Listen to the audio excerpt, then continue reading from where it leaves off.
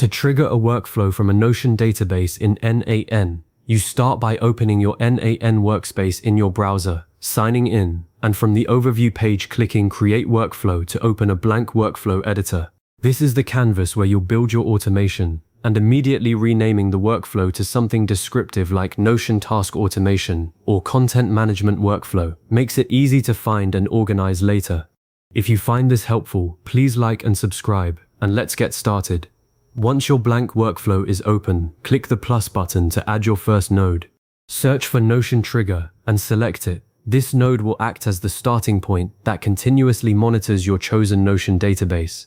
You'll need to connect your Notion account by opening the node, clicking Create New Credential, signing into Notion, and authorizing n8n to access your workspace. After you return to n8n and select that credential, your workspace is linked. Now, in the database field, pick the specific Notion database you want to watch, such as your tasks, projects, or customers database. Be sure you choose the correct one. A common mistake is selecting a database without pages or one you don't have edit permissions for, which will cause the trigger to never fire. Next, configure the event setting. You have two primary options: page added to database, which fires whenever a brand new page is created, and page updated in database, which fires when an existing page's properties are changed.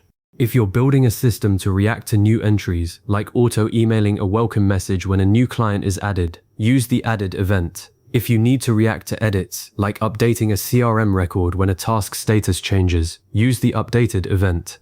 You can also combine them if your automation logic handles both cases, but for most beginners, start with one event to keep testing simple. Before moving on, take a moment to verify that your credential, database, and event are all correct. This quick review catches 90% of setup errors. Now, test the trigger by clicking either Listen for Test Event or Fetch Test Event, depending on your n8n version.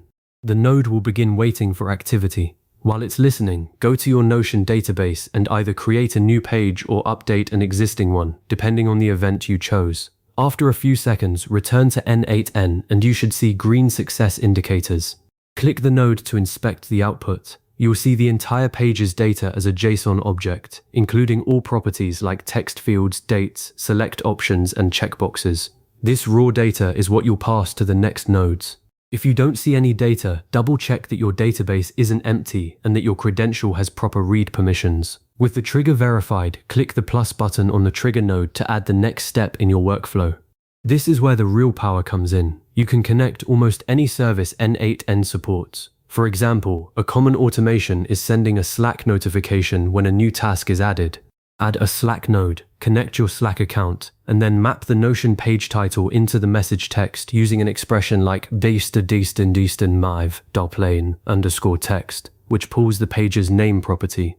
You can do the same with Google Sheets to log new entries, with Gmail to send an email, or with OpenAI to generate a summary of the page content. The key is to reference the property names exactly as they appear in your Notion database, which you saw in the test output. If your database has a status property that's a select field, you'll access it using the exact property ID, so always copy property names from the test data to avoid broken mappings. After you've built your automation logic, test the complete workflow by creating another page in your Notion database and watching every node execute in n8n. Open the execution view to see each step. If a node fails, inspect its error message and the data it received. A common issue is mismatched property types, like trying to send a date as a string when the target app expects a different format. Adjust your expressions or use the Edit Fields node to transform data as needed. Once everything runs cleanly, click Save Me As. Get in the habit of saving after every significant change. Then locate the inactive toggle near the top of the editor and switch it to active.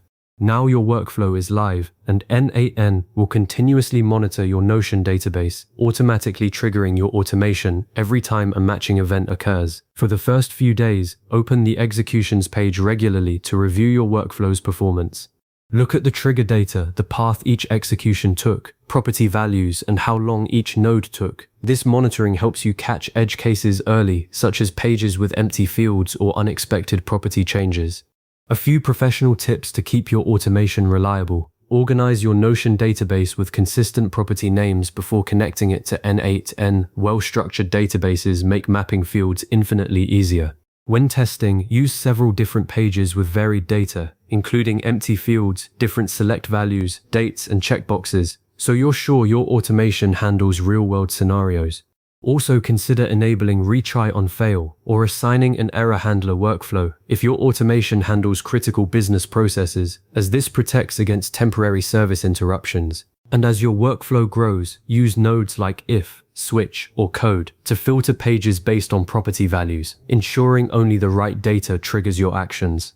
You've now completed the full process of triggering workflows from Notion in n8n, from connecting your database, selecting the right event, testing the trigger, building out actions, and deploying a live automation. This connection turns your Notion database into a powerful automation hub, saving you hours of manual checking and data entry. If you ever need to adjust or expand your workflow, just return to these steps and consider saving this video so you can quickly refer back to the configuration details whenever you set up a new trigger. Happy automating!